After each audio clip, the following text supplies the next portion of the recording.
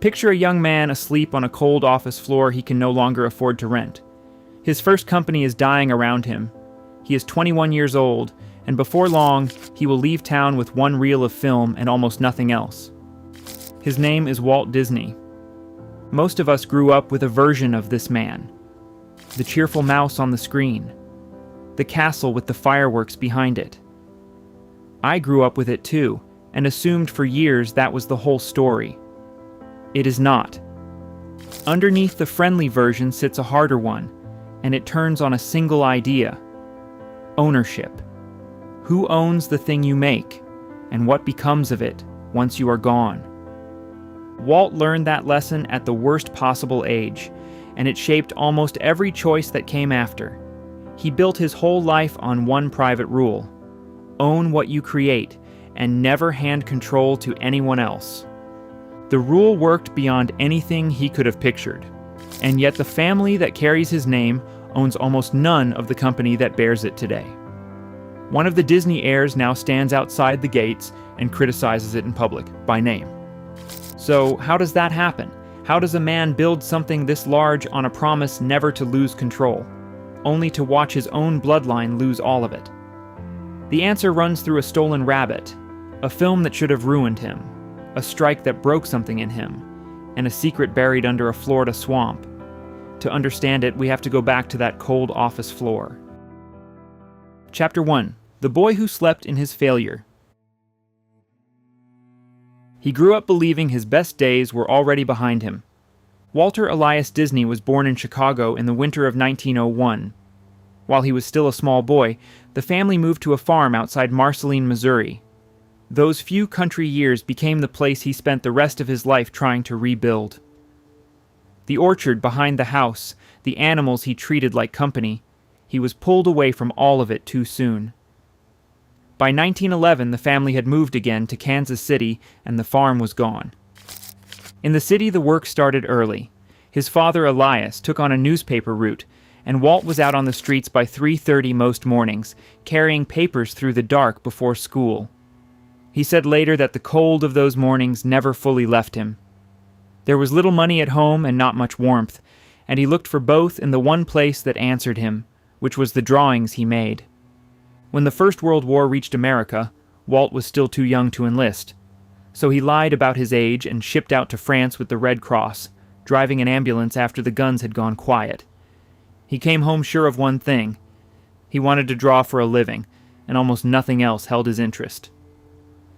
Back in Kansas City, he picked up commercial artwork, and he found a partner who would matter far more than either of them understood at the time. Ub Iwerks was quiet, and quicker with a pen than anyone Walt had worked beside. Together they started making short animated gags that played before the movies at a local theater. Audiences liked them. Those little cartoons turned Walt into a minor local name. It was enough to talk a group of Kansas City businessmen into backing a studio of his own with $15,000. He was 20 years old. He named it Laugh-O-Gram Films, and for one short stretch, it looked like the beginning of something real. Then came the deal that showed him how the business actually worked. A distributor called Pictorial Clubs, out of Tennessee, agreed to pay $11,100 for a set of 6 cartoons. That was serious money in 1922, worth well over $200,000 in today's terms. Walt and his crew delivered the work, but the contract was built like a trap. Pictorial paid only $100 up front, promised the rest on delivery a year later, then went bankrupt before another dollar ever came.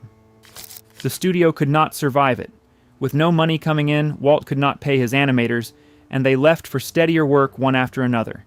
He cut everything he could, and gave up his apartment. By the end, he was sleeping on the floor of the office itself. He washed once a week at the public baths inside Union Station, and lived on cold beans straight from the can.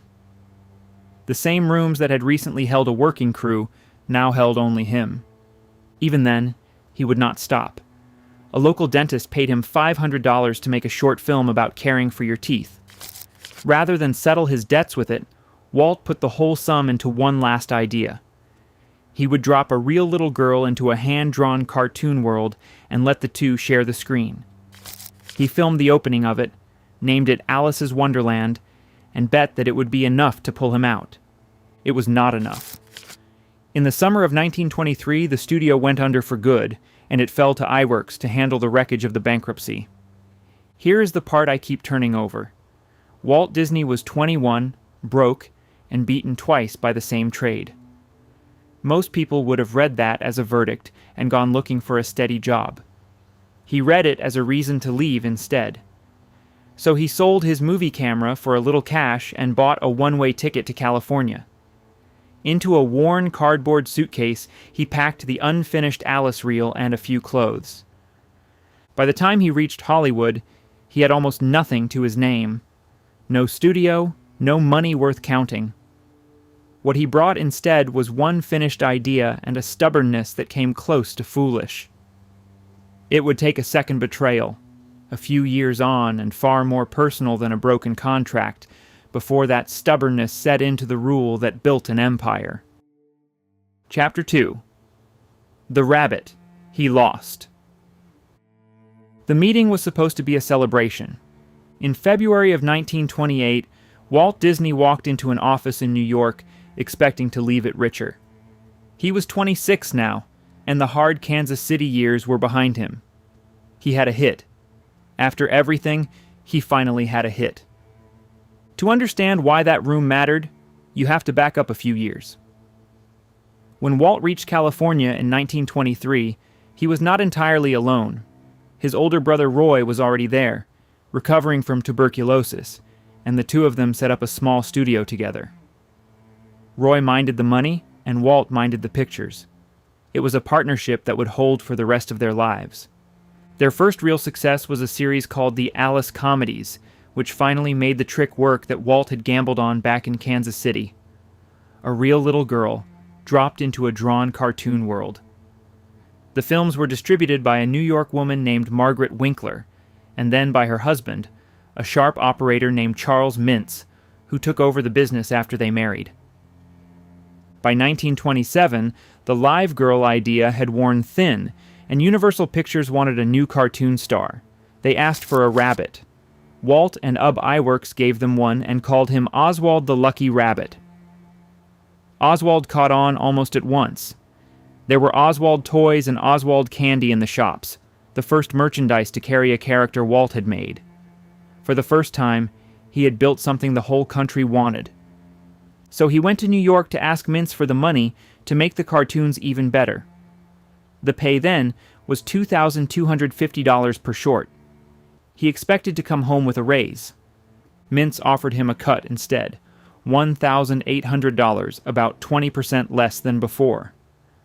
And when Walt pushed back, the floor opened up beneath him. Mintz explained calmly that Universal owned Oswald outright, not Walt. The rabbit he had drawn and made famous belonged to the studio, and there was nothing Walt could do about it.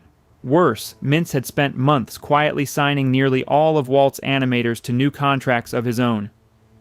"Take the cut," he said, "or Universal would make Oswald without you, using your own people." It was a clean trap, and it had already closed. Walt refused. He would not take the cut, and he would not become a hired hand on a character that should have been his. He walked out of that office having lost his star and most of his crew in a single afternoon. Only a few men refused to sign with Mintz, and the one who mattered most was iWorks. Before Walt even left New York, he wired Roy to lock iWorks into a contract of his own. Then he boarded a train and started over for the second time in 5 years. The story Walt liked to tell is that the mouse came to him on that long ride home. A small character, built from the memory of a tame mouse that had kept him company at his drawing board back in Kansas City. He wanted to name it Mortimer. His wife Lillian thought that was too stiff, and offered Mickey instead. It is a lovely story, and I suspect it is tidier than the truth. What is certain is that the real design work fell to iWorks. He reshaped the lost rabbit into a round-eared mouse, and animated the first cartoon almost by himself, behind a locked door, while the departing animators were still down the hall. The first 2 Mickey films were silent, and no distributor wanted them. The third one was different. For Steamboat Willie, released in November of 1928, Walt added the one thing the others lacked: sound. Mickey could whistle and keep time with the music, and audiences had never seen a drawing do that. It turned Mickey into a sensation overnight, and it turned Walt Disney into a name. But the lesson of that New York office never left him. He had made something the whole world would come to love, and watched another man carry it off on the strength of a contract he did not control. He would not be caught that way again. From then on, every character and every idea that left his studio would belong to him alone. The rabbit was gone for good. Everything that came after, he made certain he owned. Chapter 3: Disney's Folly. Hollywood had a name for the film before Walt Disney finished a single minute of it. They called it Disney's Folly. By the middle of the 1930s, Walt was no longer the broke young man from Kansas City. Mickey Mouse had made him famous. His silly symphonies had pushed cartoons into full color and won him a shelf of awards. He had a studio of his own, and money in the bank for the first time in his life, and he decided to risk all of it on an idea that nearly everyone around him thought was insane. He wanted to make a cartoon that ran an hour and a half. Not a short gag before the main feature, but a full film, with a real story that could make an audience laugh and then break their hearts. Nothing like it had been made in America. The accepted wisdom in Hollywood was firm on the point. Audiences would never sit through 90 minutes of animation, the thinking went, and the bright colors would tire their eyes long before the end. Even Walt's brother Roy, who managed the money, and his wife Lillian, both tried to talk him out of it. He chose an old German fairy tale he had loved since he was a boy, Snow White and the Seven Dwarfs. He had first seen a silent version of it in Kansas City at 15, and it had stayed with him ever since. Now he would build the entire future of his studio on it. He thought it would cost $250,000. He was wrong by a wide margin. As the work went on, the budget swelled past $1 million, then kept climbing, until the final cost reached nearly $1.5 million. In the depths of the Great Depression, that was a staggering sum, worth more than $30 million today. The studio poured everything into it. More than 500 artists worked on the picture, hand-painting something close to 1.5 million separate drawings. And the money ran out before the film was done. This is the moment I think the whole company should have died. Walt had mortgaged his own house to keep the work going. The loans from Bank of America had piled higher and higher. The bank had grown nervous about how much it was handing over for a cartoon no one had seen. When Walt came back asking for the last loan he needed to finish, the bank wanted proof. A vice president named Joseph Rosenberg drove out to the studio to watch the unfinished film. It was a strange screening. Much of the picture was still rough pencil tests and empty gaps, and Walt had to talk Rosenberg through them, describing how it would all look once it was done. When the lights came up, Rosenberg said almost nothing. He made small talk, walked toward his car, and seemed completely unmoved. Then, as he was leaving, he turned and told Walt the thing was going to make a fortune. The loan came through. Snow White would be finished. It premiered at the Carthay Circle Theater in Los Angeles on December 21st, 1937. The audience that night was full of the same Hollywood names who had laughed at the idea. Clark Gable was there, and so was Charlie Chaplin.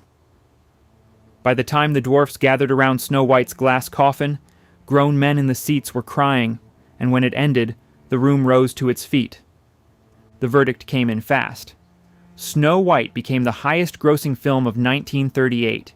It earned around $8 million in its first release, more than any sound film before it. Walt was handed a special Academy Award for the picture, a single full-size Oscar with 7 little ones lined up beside it, presented to him by a young Shirley Temple. The Folly had become the most successful film in the country. He did not slow down to enjoy it. He took the profits and poured them straight into a new studio in Burbank, a real campus built for the kind of films he now knew he could make. The bet against the whole industry had paid off, and it had paid off because Walt trusted his own eye over every expert in town.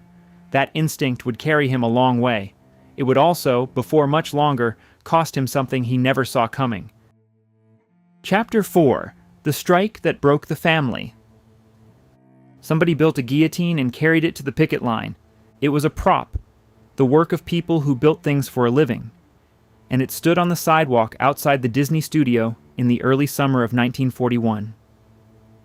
The men around it were not factory hands or miners. They were the studio's own animators, the artists who had drawn Snow White and Pinocchio, and they had turned on the man whose name was on the gate. To see how it reached that point, you have to look at what success had done to the studio. It had grown huge.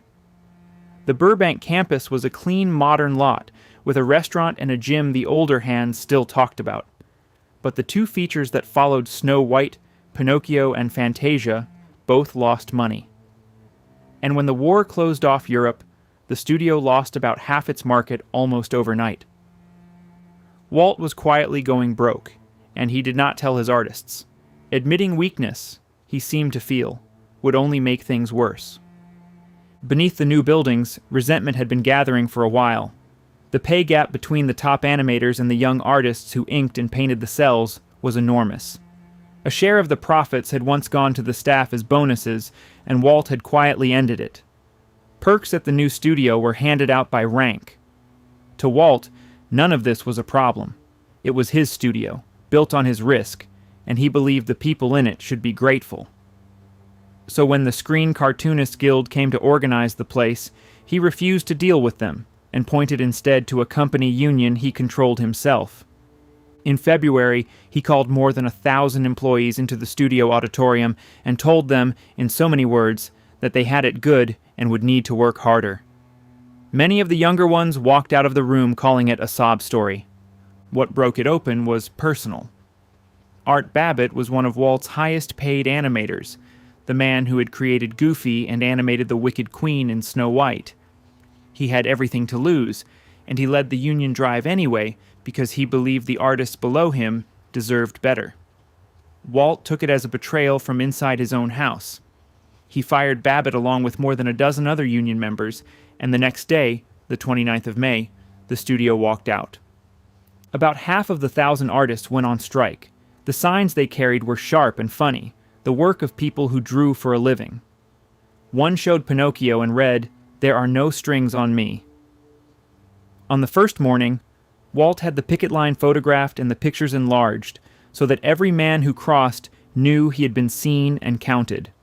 Then, day after day, he drove his car straight through the crowd at the gate. One of those mornings it nearly came to blows. By several accounts, Walt spotted Babbitt in the line and went for him. The two had to be pulled apart while the strikers booed and shouted. It was the clearest picture of what the strike had become.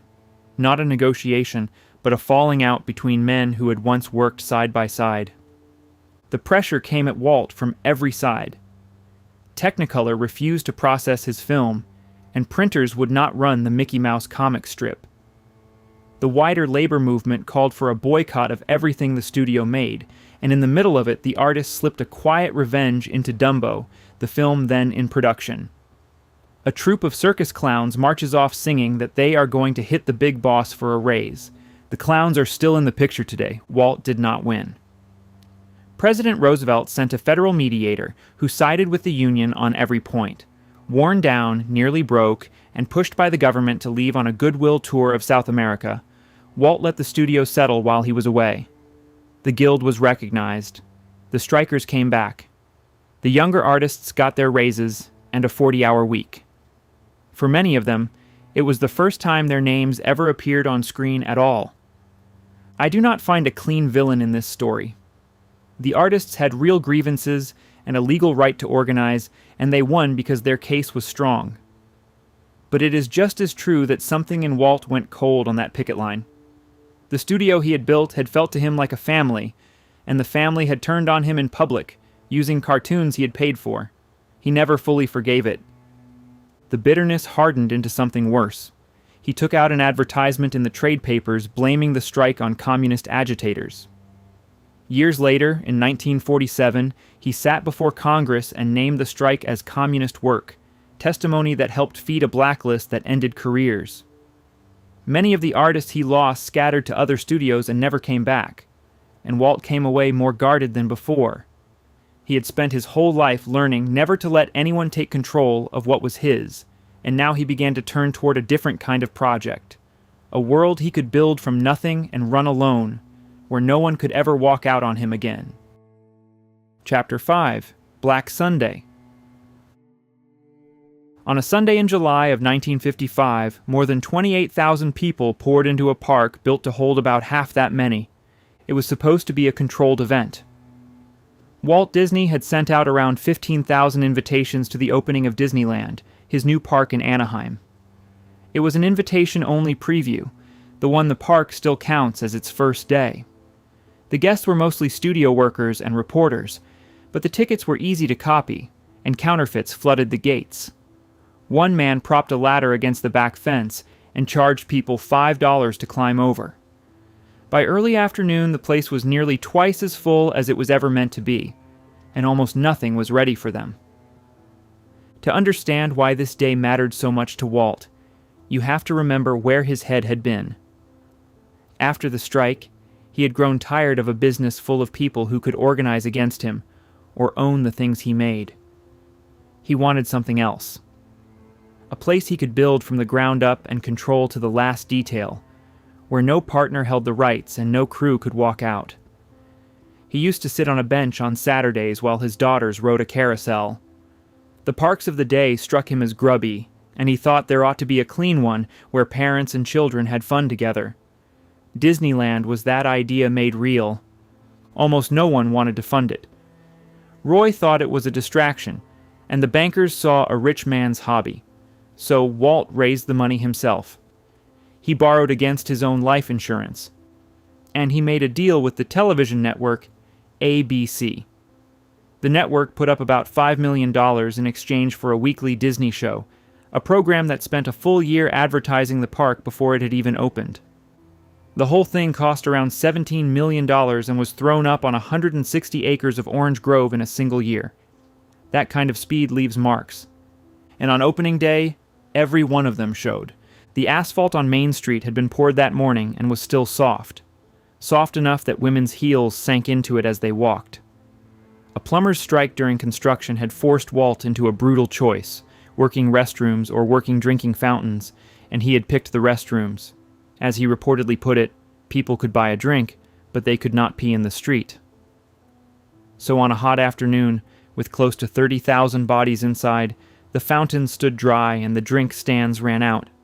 Rides broke down. A gas leak shut part of the park for the afternoon, and the riverboat took on so many passengers that it listed to one side. Outside, the freeway backed up for miles. And all of it went out live on national television. Walt hosted a 90-minute broadcast with Art Linkletter, Bob Cummings, and the actor Ronald Reagan, beamed to something like 90 million viewers, close to half the country. Behind the cameras, it was chaos. Hosts tripped over cables, and microphones cut in and out. But the broadcast did its job. What the audience at home saw was a clean, bright, finished wonderland, and they wanted to go. Inside the company, the day became known as Black Sunday. Walt only grasped how bad it had looked when he read the papers the next morning.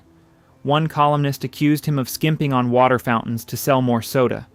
Another called it the worst opening he had seen in 30 years of show business. Walt did not hide from it.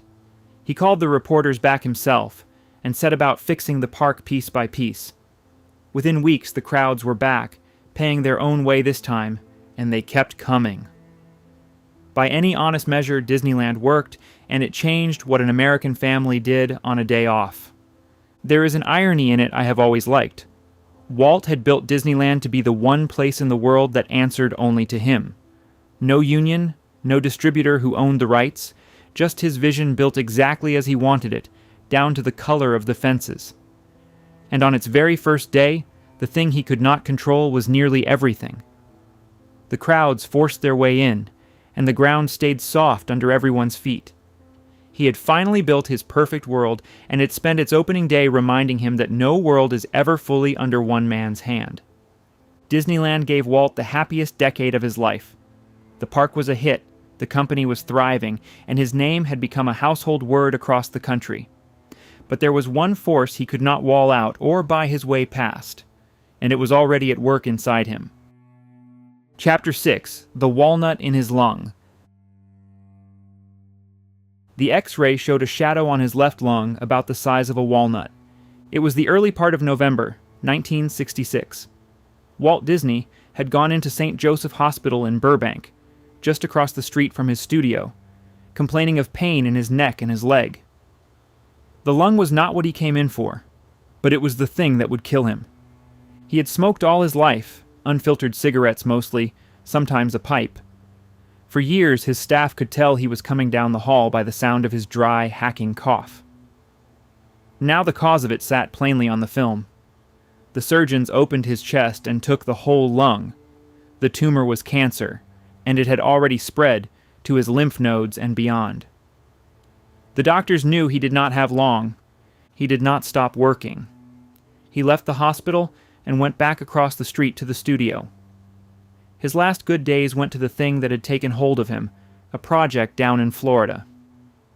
The plan was a second park, far bigger than Disneyland, and beside it a real city of the future where people would actually live. By more than one account, in his final days, he used the squares of the ceiling tiles overhead as a map. He would lift a hand and point out where each piece of it would go. There is a stranger detail from those last days. Among the notes he scribbled was a short list of names tied to studio projects, and near the bottom, for no reason anyone has ever been able to explain, he had written the name of a young actor under contract to him, Kurt Russell. Russell has confirmed it himself over the years. Nobody knows what it meant. He died on the morning of the 15th of December, 1966, 10 days after his 65th birthday. The man who had spent his whole life making certain he controlled everything he touched had finally met the one thing he could not bend to his will. His death was not announced for several hours, for ordinary reasons. Family had to be reached. Executives had to be told. The studio he had built woke up the next morning without him. 2 days later, he was cremated in a small private service for his immediate family alone. His ashes were placed at Forest Lawn in Glendale, in a marked family plot you can stand in front of today. That, in plain terms, is what happened to Walt Disney's body. But that is not the story most people heard. Almost at once, a rumor took shape that Walt Disney had not been buried or burned at all. He had been frozen, sealed in a tank of liquid nitrogen, the story went, and hidden away to be thawed and revived once medicine had caught up. In some versions, he was stored in a secret chamber beneath the Pirates of the Caribbean ride, which happened to be under construction when he died. It is a story that refuses to die, and not a word of it is true. You can see how it took hold. The first version came from a tabloid reporter who claimed a few weeks after the death that he had slipped into the hospital dressed as an orderly and seen Disney's body in a cold steel cylinder. Newspapers around the world ran it. It helped that the timing was uncanny. The first person ever frozen by the new science of cryonics was suspended about a month after Walt died. And it helped that Walt was already the man of the future in everyone's mind, the one who built tomorrow for a living.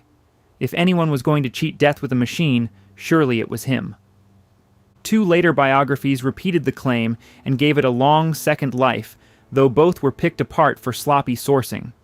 The plainest answer came from the person who would know. Walt's daughter Diane wrote in 1972 that there was no truth to it at all, and that she doubted her father had ever even heard of cryonics. The death certificate says cremation. The plot at Forest Lawn is a matter of public record. I understand why people wanted to believe it. It is hard to accept that the man who gave the world so many happy endings did not get one of his own. He was 65. He had just drawn the future on a ceiling, and the project he cared about most, the one in Florida, was barely begun. He would never see a foot of it built, which left a hard question for the one person who had stood beside him from the very start, the brother who had watched the money since they were both young and broke. What was Roy Disney supposed to do now? Chapter 7. The Empty Lot. In 1965, companies nobody had ever heard of began buying up the worthless swampland of Central Florida. The names meant nothing. There were fronts with bland labels like Bay Lake Properties and Reedy Creek Ranch, and one after another they bought parcel after parcel of cheap, soggy scrubland southwest of Orlando. They paid a little over $100 an acre for ground most local owners were glad to be rid of. Nobody could work out who was behind it. The guesses ran wild. Some said it was Ford building a plant. Others guessed Boeing or the space program down at Cape Canaveral. The one name almost nobody landed on was the right one. It was Walt Disney. He had wanted a second park for years, this one on the East Coast. That was where most of the country lived, and few of them had ever made it out to California to see Disneyland. But he wanted more than a park this time. At Disneyland, he had learned a painful lesson about control. The moment his gates opened, cheap motels and tourist traps had crowded in along the edges of his land. They fed off the crowds he drew, pocketing money he felt belonged to the experience he had built. He had controlled everything inside the berm, and nothing past it. In Florida, he meant to own it all. So he kept the plan hidden. If word got out that Walt Disney was the buyer, the price of every acre would jump overnight. His lawyers set up a string of dummy corporations, fronts with invented names. The purchases ran through a Miami agent and a real estate firm whose own people were never told the name of their client. The front that gives this chapter its title was a small private joke. They called it MT Lot. Say it out loud. Empty lot. I will admit the whole scheme is hard not to admire. In all, the fronts bought about 27,000 acres from 51 separate owners, an area twice the size of Manhattan, for a little over $5 million.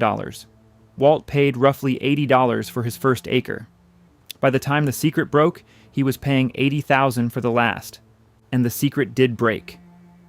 A reporter at the Orlando Sentinel named Emily Bavar had been covering Disneyland's 10th birthday. When she pressed Walt about the Florida rumors and got a string of clumsy non-answers, she put it together. In October of 1965, her paper named Disney as the buyer, a few weeks before Walt had meant to announce it himself. On the 15th of November, he stood beside the governor of Florida and confirmed the whole thing. He had pulled off a land grab on a scale the state had never seen, and he had done it for $80 an acre. What he wanted to build there was bigger than any park.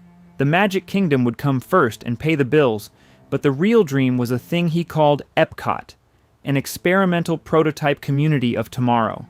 Not an attraction, a genuine city of the future, with real residents and real streets, a working town the rest of America might one day copy. And to run it free of the usual rules, he had the state of Florida grant his land its own form of government. The district could write its own building codes and lay its own roads. He had finally found a way to control not just a park, but a place, down to the laws inside it. And then, in December of 1966, before a single building rose from the swamp, Walt Disney died. The project fell to Roy. Roy O. Disney was nearly 77 and ready to retire, the brother who had handled the money since the very beginning, when there was almost none of it. He put the retirement off and took personal charge of the Florida project, driving it to completion. And he made one decision that mattered more than any blueprint. The place had been called, simply, Disney World.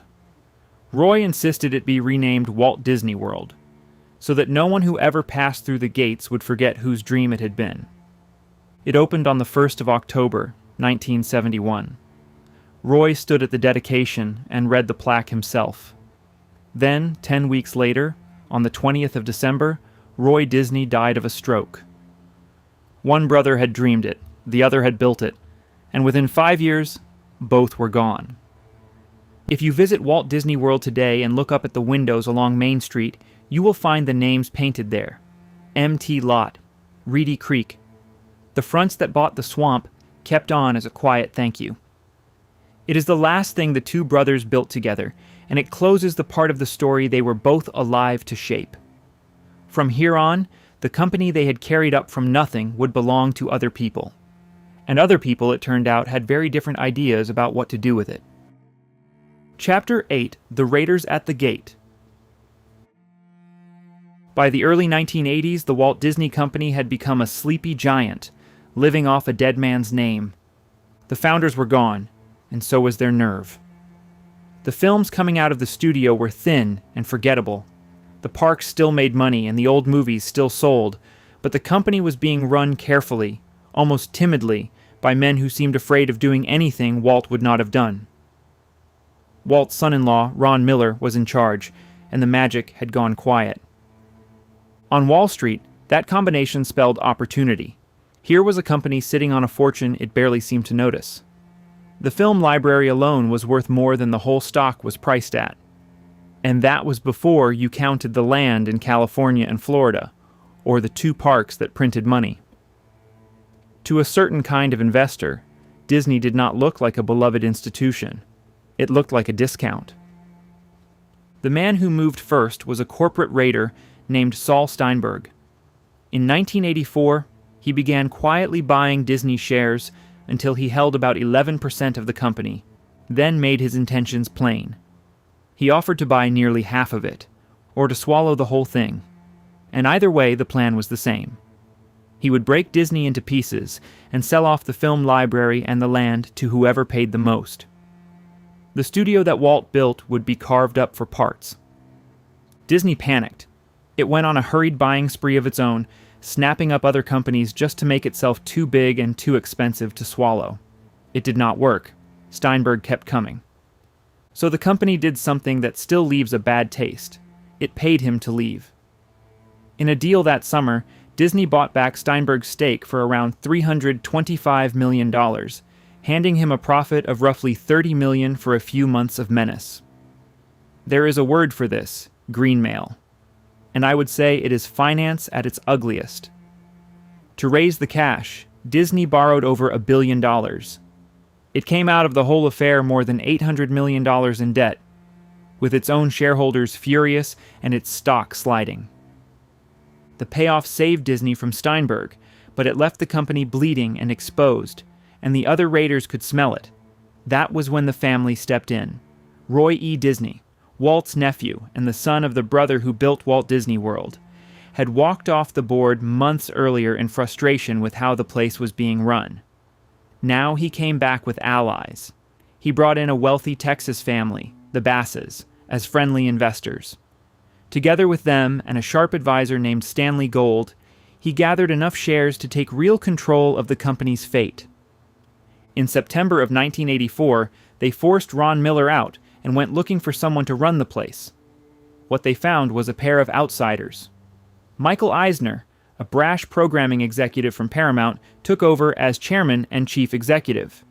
Frank Wells, a level-headed lawyer from Warner Brothers, became president. Eisner brought a third man with him to run the film studio, a young, hard-driving producer named Jeffrey Katzenberg.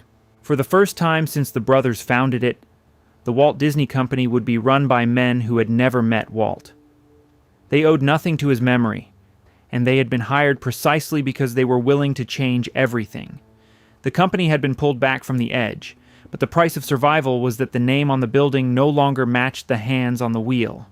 It worked, at least at first. Eisner and his team would haul Disney out of its slump and build it into something the founders could never have pictured.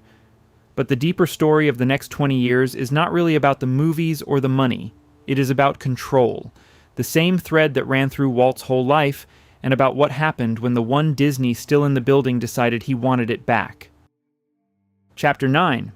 The Last Disney in the Building. In the autumn of 2003, an old man sat down to write a letter that would try to bring down the head of the Walt Disney Company.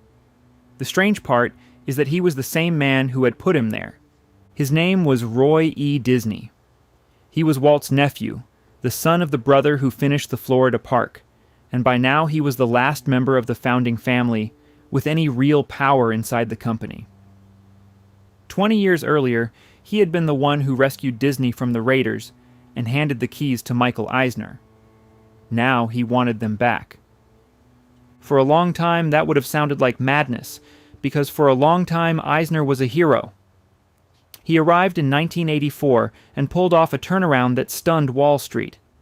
The animation studio came roaring back to life with a run of films that defined a generation of childhoods, from The Little Mermaid to The Lion King. The parks expanded, and the stock multiplied many times over. Eisner had taken a sleepy company worth a couple of $1 billion and was on his way to building one worth tens of billions. He did not do it alone. Beside him stood a quieter man named Frank Wells, the company's president, a careful lawyer and mountaineer who answered to the board rather than to Eisner. Wells was the brake on Eisner's ego, the one who could tell him no. I have come to think Frank Wells was the figure this whole story turns on and the one almost nobody remembers. And on a spring day in 1994, flying home from a ski trip, he was killed when his helicopter went down. After that, the balance was gone, and Eisner began to come apart in slow motion. The studio chief, Jeffrey Katzenberg, who had driven the animation miracle, wanted the dead man's job.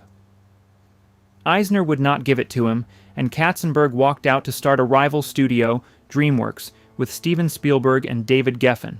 Then he sued Disney for the bonus money he was owed. After an ugly fight that dragged Eisner's private insults into the open, the courts handed Katzenberg a settlement reported at well over $200 million. To replace Wells, Eisner reached for an old friend, the Hollywood superagent Michael Ovitz. It lasted 14 months. Ovitz fit nobody and nothing, and when Eisner finally pushed him out the door, the severance package was worth about $140 million for a little over a year of failure. The shareholders sued over that one, and lost. The pattern was always the same. Eisner pulled more and more power to himself, and trusted fewer and fewer people, and the talent kept leaving. By the early 2000s, the company had lost its shine again. Even Pixar, the studio behind Disney's run of recent hits, grew so tired of dealing with Eisner that it announced it would take its films and walk away. That was the company Roy E. Disney looked at in 2003 and decided he could not stomach any longer. When Eisner moved to force him off the board over his age, Roy resigned first. On his way out, he wrote a letter telling Eisner plainly that he had lost the company's soul and should go. Then he did something a Disney had not done in decades. He took the fight public with a campaign he called Save Disney and asked the shareholders to rise up. They did. At the annual meeting in the spring of 2004, 43% of Disney shareholders refused to back Eisner, an open vote of no confidence almost unheard of for a sitting chief executive. The board stripped him of his chairmanship that same day. He hung on as chief executive for another year, but the wound did not close, and in 2005, Michael Eisner left the Walt Disney Company for good. Roy E. Disney had won. He had installed a king and then, 20 years on, helped tear him down, the last act of real family power the company would ever see. When Roy died a few years later, in 2009, something quiet and final happened with him. The name on the gates was still Disney, but there was no Disney left with real power over it. The company now belonged to its shareholders, millions of strangers who had never met a soul named Walt or Roy. And the man they had just chosen to run it was about to spend the next decade buying up the rest of Hollywood. Chapter 10. Who Owns the Mouse Now? In 2006, after 78 years, the rabbit came home. You may remember him from the start of this story. Oswald the Lucky Rabbit, the character Walt Disney drew and named and then lost to the distributor who outmaneuvered him in a New York office in 1928. That was the betrayal that taught him to own everything he made. For most of a century, Oswald had belonged to Universal. Then, Disney's new chief executive, a man named Bob Iger, quietly worked out a trade. Universal wanted a famous sports announcer who worked for Disney. Disney wanted the rabbit. So Iger sent the announcer to Universal, and Oswald came back to the company Walt built. It was a small deal, almost a footnote, but it closed a wound that was 78 years old. And it was a sign of what came next. Over the following 15 years, Bob Iger did something Walt Disney would have understood completely. He went out and bought the rest of Hollywood. First came Pixar, the animation studio that had nearly walked away in the Eisner years, bought in 2006 for around $7 billion. The deal made peace with Steve Jobs and brought him onto the Disney board. A few years later came Marvel and its army of superheroes in 2009 for about $4 billion. Then Lucasfilm, and with it Star Wars, in 2012 for another $4 billion. and in 2019, most of the old film empire of 21st Century Fox, for more than $70 billion. Piece by piece, Disney became a media empire bigger than anything Walt could have pictured, owning an enormous share of what the world watches. Walt would have recognized the logic of it, own the characters, control the whole experience, end to end. It was his own rule, scaled up to a size he never dreamed of. The difference was that it was no longer a family doing it. It was a corporation, run by executives who had never known him, answering to millions of shareholders who only wanted the stock to go up. And the empire was anything but peaceful. Iger stepped aside in 2020 and handed the company to a successor named Bob Chapek, then came back 2 years later when that handoff went wrong. Disney clashed publicly with the governor of Florida, and the special self-governing power Walt had won for his land was stripped away before the two sides reached a settlement. An activist investor named Nelson Peltz tried twice to force his way onto the board, and twice he failed. And in 2026, Iger finally handed the chief executive's chair to a new man, Josh D'Amaro. The company Walt and Roy had carried out of a borrowed office was now a prize fought over in public, from activist investors to the governor of a state. So where, in all of this, is the family? The answer is nowhere near the top. The Disneys have not run the company since Roy E. walked out in 2003. They hold a little stock and no more power than any other shareholder. And the most visible Disney in America today is not a defender of the company at all. Her name is Abigail Disney. She is Walt's grandniece, the daughter of the Roy who fought Eisner, and she has become a sharp public critic of the company her family built. Her target is the gap between the top and the bottom. She has stood with Disneyland janitors who told her that even working full-time, they could not climb above the poverty line, while the chief executive took home tens of millions in a single year. The story became a documentary. She speaks only for herself, she says, not for the family. But there she is, a woman named Disney, standing outside the gates of the company her family built and telling the world it has lost its way. I came to this story expecting a fairy tale and found a 100-year argument about ownership instead. It began with a young man who lost a cartoon rabbit and swore he would never again let anyone take what was his. He spent the rest of his life amassing control over everything from his characters to the laws on his own land. And in the end, the one thing he could not do was keep it. The rabbit came home.